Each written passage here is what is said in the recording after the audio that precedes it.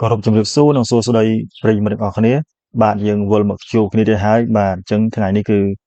បាទកាន់តែប្លែកទៀតណាបងប្អូនអញ្ចឹងថ្ងៃនេះគឺសូមបង្ហាញនៅគោបាបាទសម្បុរគេហៅថាបាទសម្បុរស្មាច់បាទមិនមែនសម្បុរថ្លើកទេបាទគេហៅសម្បុរស្មាច់បាទអញ្ចឹងឈ្មោះវាគឺអាស្មាច់បាទសម្បុរវាស្មាច់ម្ចាស់គេហៅវាអាស្មាច់ដែរបាទចាអាស្មាច់នេះគឺទឹកតកាច់ថ្មិញពីរទេហើយបាទខ្សែពូជម្បោវាបាទក៏ល្អដែរបាទវាគឺត្រូវជាចៅរបស់ចៅរៀមផ្ទាល់ហើយបងប្អូនបាទហើយកូននេះគឺទឹកតកាច់ពីរបាទលោតមេបាទទទួលការបង្កាត់មេបដាបដាហើយបាទមើលបាទសបករៀងហើវបែបផែនគឺល្អបាទល្អអញ្ចឹងគោវាមានពូជបាទមានម្បោវាគឺបាទពូជផ្សេងផែនវាក៏ផ្សេងគ្នាដែរបាទកូនពូជចៅរៀមផ្សេងពូជអសេះផ្សេងពូជអាផ្លយផ្សេងអញ្ចឹងទៅបាទស្មាច់នេះគឺត្រូវជាចៅរបស់ចៅរៀមហើយគោនេះគេហៅថាគោបាទផែនកើកបាទអញ្ចឹងគោផែនកើកអញ្ចឹងគឺយើងដឹងគឺវាធំខ្ពស់បាទខ្ពស់ស្លាស់ល្អថ្ងៃក្រោយទៅ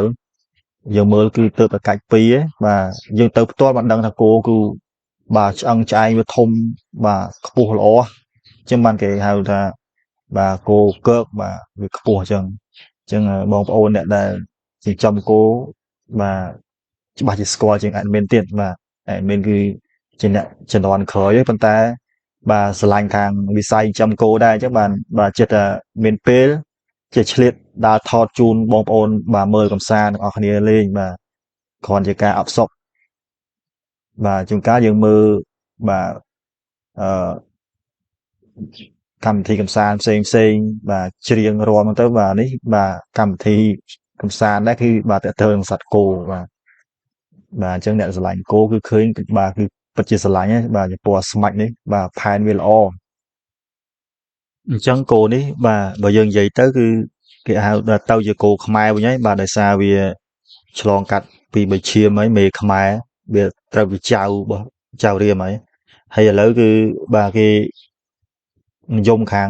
បាទគោខ្មែរយ៉ាងវិញបាទមួយឈាមពីរឈាមយ៉ាងវិញអញ្ចឹងត្រូវហើយអាស្មាច់នេះគឺថ្ងៃក្រោយល្អគោបាទគេថាសុទ្ធតែជាគោជំនាន់ក្រោយហើយបាទរលកក្រោយគឺបាទអាចច្រើននៅរលកមុខ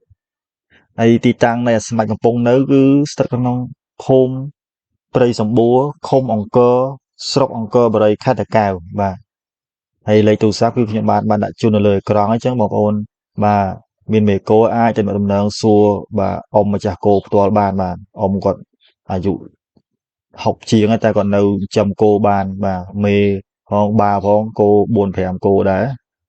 គោរបស់អ៊ំល្អបាទមេ2ក៏ផែនដែរបាទហើយបា2នេះគឺបាទមិនដុំនេះទៀតគឺក៏ល្អដែរហើយស្មៅគឺអត់ខ្វះបាទគាត់មានស្មៅចការបស់គាត់បាទគាត់ដាំតាំងស្មៅប្រាំងស្មៅផ្អែមតកួនបាទមកចប់របស់គាត់ហ្មងអញ្ចឹងខែប្រាំងក៏មានខែវស្សាក៏អត់ខ្វះដែរហើយកូនចៅគាត់គឺចង់ឲ្យគាត់លក់ចោលទាំងអស់ដែរឃើញគាត់ចាស់ដែរអញ្ចឹងប៉ុន្តែគាត់អត់ព្រមលក់ដោយសារគាត់ស្រឡាញ់សត្វបាទគាត់ចិញ្ចឹមតាំងពីតូចមកអញ្ចឹងគាត់ចេះមានមនោសញ្ចេតនាជាមួយសត្វបាទហើយណាមួយគោឥឡូវថោកដែរអញ្ចឹងគាត់ហត់អត់លក់ទៀតបាទគាត់នៅតែស្រឡាញ់នៅតែចិញ្ចឹមរហូតអញ្ចឹងបាទមានបា2ហ្នឹងទុកគ្រាន់លោតមេបាទបានបាទប្រាក់បានកែគ្រាន់ចាយវាយហូបចុករបស់គាត់ដែរបាទអញ្ចឹងគាត់បាទគាត់ថាគាត់អត់លក់ទេបាទគាត់ទុកវាប្រហើយថ្មិញចាស់ព្រឹកចាស់ព្រេងហ្មងបាទនេះថ្ងៃក្រោយវាល្អគោនេះបាទក្តោងវាក៏ល្អផ្លែបោកដងខ្លួនអីវាគឺល្អបាទអញ្ចឹងនេះស្មាច់បាទស្មាច់ភូមិព្រៃសម្បួរបាទអញ្ចឹងវីដេអូរបស់ខ្ញុំគឺមានតែប៉ុណ្ណេះបងប្អូនបាទយើងជួបគ្នានៅវីដេអូថ្មីបន្តទៀត